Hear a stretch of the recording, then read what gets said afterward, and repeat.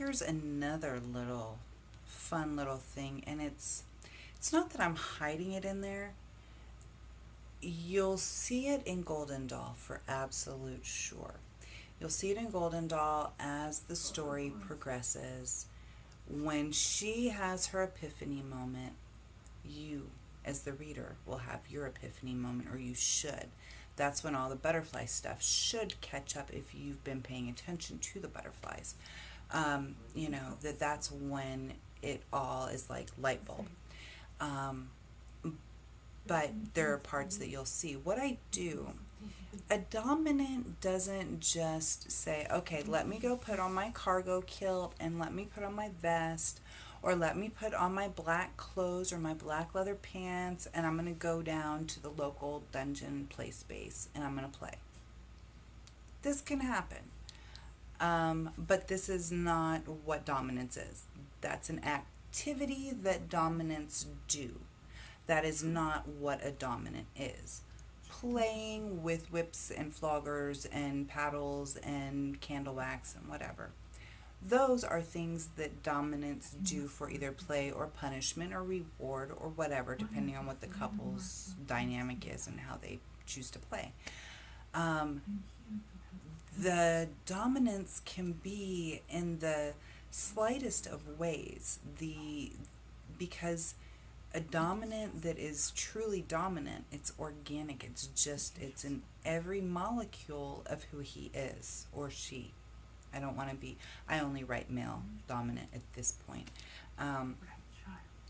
But he, like, for example, I cited the thing with Colt before, and, he's giving her a pair of boots out of his saddlebag. He just met her.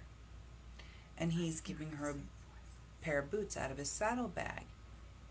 And he sits there and she's doing her thing and she's being all sassy and all of that, and then she says there's two things that you can do and da da da da da that you should do to a woman.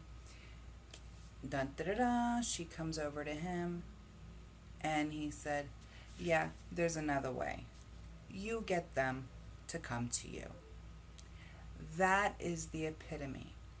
The master can stand there, and just by sheer virtue of his will and who he is and what he exudes and how he does things, sometimes maybe it can be manipulative, but a dominant is just dominant, and so they will come to him.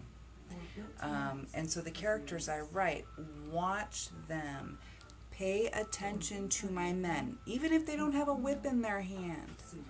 They are in control all of the time, except for if they have a little bit of a, temper tantrum, icky kind of moment.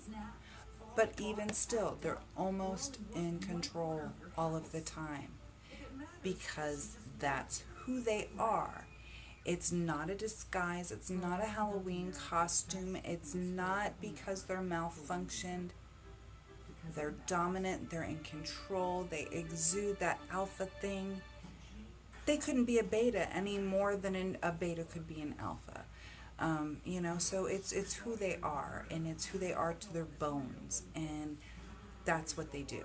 So watch for those guys in my stuff because they may not be going, but those guys are being dominant, which is